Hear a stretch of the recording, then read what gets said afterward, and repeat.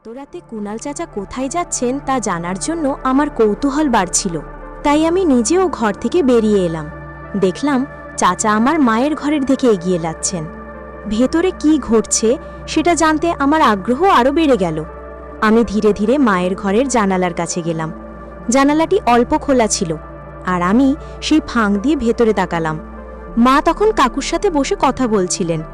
মনে হচ্ছিল তারা কোনো গুরুত্বপূর্ণ বিষয় নিয়ে আলোচনা করছেন, কিন্তু সেই দৃশ্য দেখে আমার মনে এক ধরনের অস্বস্তি হলো, যেন কিছুটা অপ্রত্যাশিত কিছু ঘটছে। আমি দ্রুত ঘরে ফিরে এলাম, আর মনে নানা প্রশ্ন ঘুরপাক খেতে লাগলো। বন্ধুরা, আজকের গল্পটা অনেক বেশি স্পেশাল, তাই কেউ মিস করো না। আর দয়া করে গল্পগুলো ভালো লাগলে ভিডিওটি লাইক, শেয়ার এবং চ্যানেলটি সাবস্ক্রাইব করো প্লিজ। আমার মা ছিলেন অনেক সুন্দর, গায়ের রং ছিল ফর্সা আর একটু স্বাস্থ্যবান।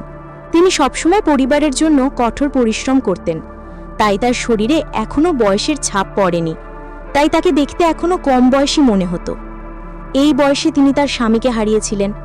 তারপরেও জানি না তিনি কিভাবে এতটা দিন একাই কাটিয়েছিল। আমরা গরিব বলে গ্রামের লোকেরা সবসময় মাকে বিভিন্নভাবে লোভ দেখিয়ে তার কাছে আসতে চাইত, কিন্তু মা তখন কাউকে পাত্তা দিত না। কারণ বাবা মারা যাওয়ার পর মা মনে মনে একজনকে ভালোবাসত। তা কখনো আমাকেও জানায়নি। আমার নাম তানিয়া, এবং আজ আমি আপনাদের শোনাবো আমার জীবনের সেই সময়ের কথা যখন আমার বয়স ছিল প্রায় 16 বছর। আমাদের পরিবারের আর্থিক অবস্থা তখন খুবই খারাপ ছিল। ছোটবেলাতেই বাবাকে হারিয়ে ফেলেছিলাম, আর তারপর থেকে মাই ছিলেন আমাদের পরিবারের একমাত্র আশ্রয়। আমাদের কোনো বড় জমি বা সম্পত্তি ছিল না, শুধু মায়ের কঠোর পরিশ্রম আর ছোটখাটো কিছু কাজের মাধ্যমে আমাদের দিন চলত। আমরা ছোট্ট একটি গ্রামে বাস করতাম। বাবার চলে যাওয়ার পর মা একা হাতে আমাদের সংসার সামলাতেন, এবং নিজের দায়িত্ব পালনের পাশাপাশি অন্যের বাড়িতেও কাজ শুরু করেছিলেন। আমার মা ছিলেন অনেক সুন্দর এবং অনেক ভালো চরিত্রের অধিকারী। মা গ্রামের অনেকের বাড়িতে কাপড় ধোয়া, বাসন মাজা ও ঘর পরিষ্কার করার কাজ করতেন। আমাদের আর্থিক অবস্থা এমন ছিল যে আমার পড়াশোনা চালিয়ে যাওয়া সম্ভব ছিল না। তাই 5ম শ্রেণী পর্যন্ত পড়ার পর মা আমাকে স্কুলে পাঠানো বন্ধ করে দিলেন, এবং আমার দায়িত্ব হয়ে গেল মায়ের কাজে সাহায্য করা। মা যেখানে যেখানে কাজ করতেন আমিও সেখানে তার সাথে যেতাম। আমি সবসময় মায়ের পাশে থেকে ঘরের কাজগুলো করতাম এবং তাকে সাহায্য করতাম। মা ছিলেন খুবই সৎ এবং পরিশ্রমী। তিনি কখনো অন্য কারো প্রতি অন্যায় আচরণ করতেন না। মা বেশি কথা বলতেন না, চুপচাপ নিজের কাজ শেষ করে বাড়ি ফিরে আসতেন। আমাদের পরিবারের আর্থিক অবস্থা দেখে গ্রামের অনেকেই মাকে প্রলুব্ধ করার চেষ্টা করেছিল। মাকে অনেক ধরনের লোভ দেখাতো। তাদের ধারণা ছিল যে আমরা গরিব বলে হয়তো মা তাদের কথায় বিভ্রান্ত হতে পারেন। যেসব বাড়িতে মা কাজ করতেন সেখানকার কিছু পুরুষ ও ছেলেরা তাকে ভুল পথে চালিত করার চেষ্টা করত, কিন্তু মা কখনোই তাদের কোনো প্রস্তাবকে গুরুত্ব দেননি। গ্রামের কিছু প্রভাবশালী লোক আর দুষ্ট প্রকৃতির মানুষও মাকে তাদের ফাঁদে ফেলার চেষ্টা করেছিল। তারা মায়ের প্রতি খারাপ উদ্দেশ্য নিয়ে এগিয়ে এসেছিল, কিন্তু মা কখনো তাদের কথায় কর্ণপাত করেননি। মায়ের মন সবসময় আমার এবং আমাদের সংসারের অবস্থার দিকেই নিবদ্ধ ছিল। তিনি কখনো পিছন ফিরে তাকাতেন না, এবং তার সততা ও কঠোর মনোবলের জন্য আমি সবসময় তার প্রতি গর্বিত ছিলাম। একদিন গ্রামের একজন প্রভাবশালী ব্যক্তি, যিনি একজন নেতা ছিলেন, সরাসরি মায়ের কাছে একটি প্রস্তাব নিয়ে এসেছিলেন। তিনি মাকে বলেছিলেন, তোমার পরিস্থিতি দেখে আমার খারাপ লাগে। তুমি যদি চাও তাহলে তোমার এবং তোমার মেয়ের জীবনে আর কোনো কষ্ট থাকবে না। শুধু আমার কথাটি মেনে নাও। মা তার কথা শুনে সোজা তার চোখের দিকে তাকিয়ে বললেন, আমার নিজের পরিশ্রমের উপর বিশ্বাস আছে, আমি কারো দয়া চাই না। এক রাতে রাতের খাবার খেয়ে আমরা যখন ঘুমাতে যাচ্ছিলাম তখন হঠাৎ আমাদের দরজায় টোকা পড়ল। মা আমাকে বললেন, দেখো তো এত রাতে কে এসেছে। মা তখন নিজের ঘরে বিছানা পাততে চলে গেলেন। আমি দরজা খুললাম এবং দেখলাম দরজার বাইরে একজন লোক দাঁড়িয়ে আছে। লোকটি ভালো পোশাক পরা এবং বয়স আনুমানিক 40 বছর হবে। আমি একটু বিরক্ত হয়ে জিজ্ঞেস করলাম, এত রাতে কি দরকার? লোকটি হেসে উত্তর দিল, তানিয়া। তার মুখে আমার নাম শুনে আমি অবাক হয়ে গেলাম। আমি বললাম, আপনি কে? এর আগেই কিছু বোঝার চেষ্টা করছিলাম, তখন সেই লোকটি হঠাৎ আমাকে কাঁধে তুলে নিল এবং হাসতে হাসতে বলল, আমি তোমার চাচার মতো, তোমার বাবার পুরনো বন্ধু কুনাল বাবু। তার কথা শুনে দ্রুত মা বাইরে এলেন। মা আর কুণাল চাচা একে অপরকে দেখে যেন অতীতে ফিরে গেলেন।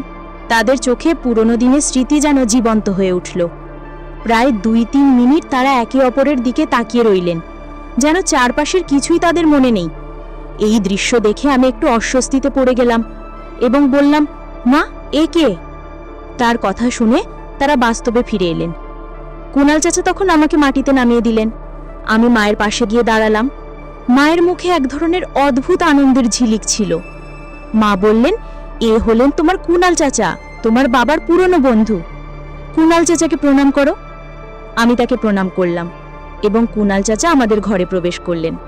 তিনি ঘরে ঢোকার পর যেন বাড়ির পরিবেশটা একটু পরিবর্তন হয়ে গেল।